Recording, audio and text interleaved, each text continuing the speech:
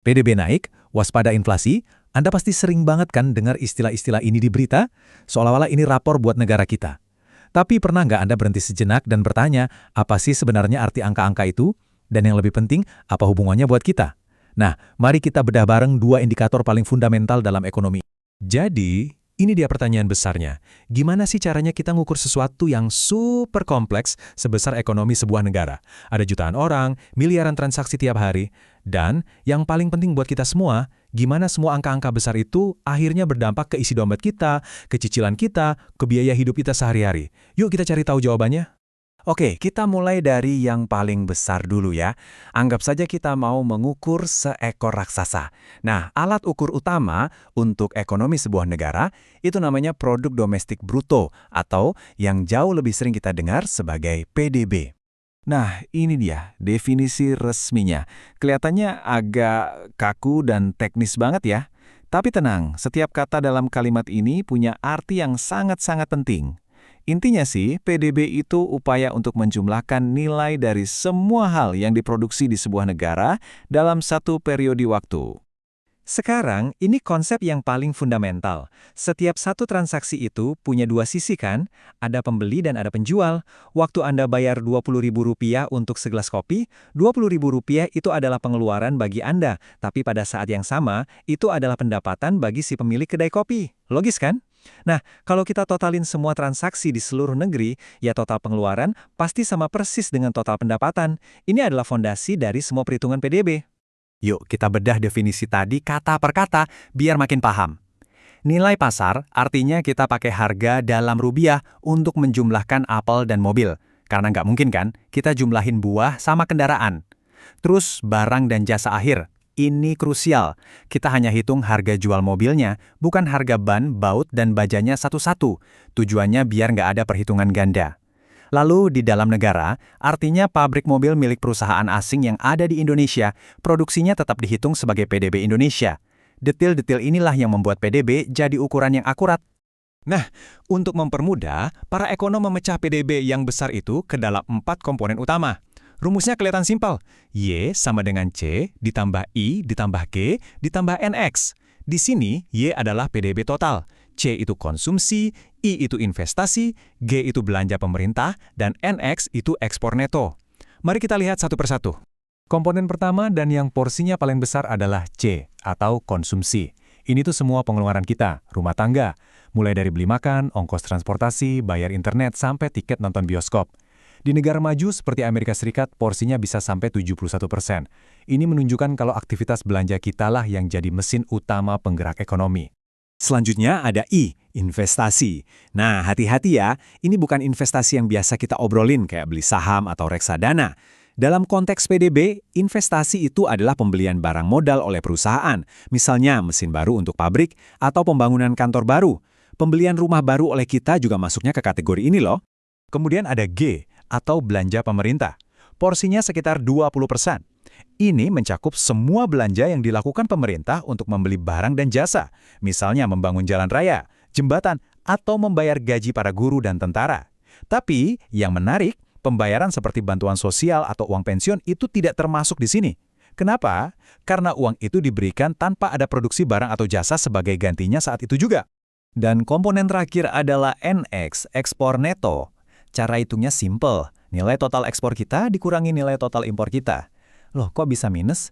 Ya bisa. Angka minus seperti di contoh ini artinya negara tersebut lebih banyak membeli barang dari luar negeri alias impor daripada menjual barang ke luar negeri atau ekspor. Oke, kita udah tahu apa itu PDB dan komponennya. Tapi muncul satu pertanyaan penting. Gimana caranya kita membandingkan PDB tahun ini dengan PDB 10 tahun lalu kalau harga-harga barang terus berubah? Nah, disinilah kita perlu banget paham perbedaan antara PDB nominal dan PDB real. Gini deh, analogi sederhananya. PDB nominal itu dihitung pakai harga yang berlaku saat ini. Bayangin, kita cuma produksi 10 roti. Tahun ini harga per roti 10.000, jadi PDB nominalnya 100.000. Tahun depan, kita masih produksi 10 roti yang sama, tapi harganya naik jadi 15.000. PDB nominalnya jadi 150.000. Kelihatannya ekonomi tumbuh 50%, padahal jumlah produksi kita nggak nambah sama sekali kan? Nah, PDB Real memperbaiki ini. Dia mengunci harga pada 1 tahun acuan. Jadi kalau PDB real naik, itu beneran berarti kita memproduksi lebih banyak barang dan jasa. Kerennya, dari kedua jenis PDB tadi, kita bisa menciptakan alat ukur inflasi pertama kita. Namanya deflator PDB. Intinya, dengan membandingkan PDB nominal dan PDB real, kita bisa tahu dari total kenaikan PDB, berapa persen yang murni karena kenaikan harga, dan berapa persen yang karena kenaikan produksi. Jadi kita bisa memisahkan mana pertumbuhan ekonomi yang asli. Oke, kita sudah lihat gambaran besarnya. Sekarang, yuk kita geser fokusnya ke sesuatu yang lebih personal, yang lebih terasa langsung oleh kita, biaya hidup. Gimana caranya kita tahu apakah kenaikan gaji kita sudah cukup untuk mengimbangi kenaikan harga-harga? Nah, untuk ini kita punya alat ukur yang berbeda. Inilah dia, Indeks Harga Konsumen atau IHK. Konsepnya sangat mudah dibayangkan. Coba bayangkan ada sebuah keranjang belanja yang isinya adalah sekumpulan barang dan jasa yang paling sering dibeli oleh keluarga pada umumnya. Isinya ada beras, telur, ongkos transportasi, pulsa, sewa rumah, dan lain-lain. Nah, tugas IHK ini adalah melacak total harga dari isi keranjang belanja itu dari waktu ke waktu. Dan ini dia contoh isi keranjang belanja itu untuk kasus di Amerika Serikat. Coba deh perhatikan baik-baik, komponen apa yang porsinya paling besar. Perumahan, sampai 41%. Ini fakta yang sangat penting. Artinya, kenaikan biaya sewa atau cicilan rumah punya dampak yang jauh lebih besar terhadap angka inflasi yang kita rasakan dibandingkan misalnya kenaikan harga bahan makanan. PDB dan IHK ini adalah alat yang sangat hebat, tapi keduanya tidak sempurna. Penting bagi kita untuk memahami apa saja keterbatasan mereka, agar kita bisa lebih bijak dalam menafsirkan data-data ekonomi yang kita lihat di berita. PDB yang tinggi itu belum tentu berarti hidup kita lebih baik. Kenapa? Karena PDB itu buta. PDB tidak bisa mengukur nilai dari waktu luang kita bersama keluarga. PDB tidak menghitung pekerjaan ibu rumah tangga yang tak ternilai harganya. PDB bahkan bisa naik karena ada pabrik yang merusak lingkungan.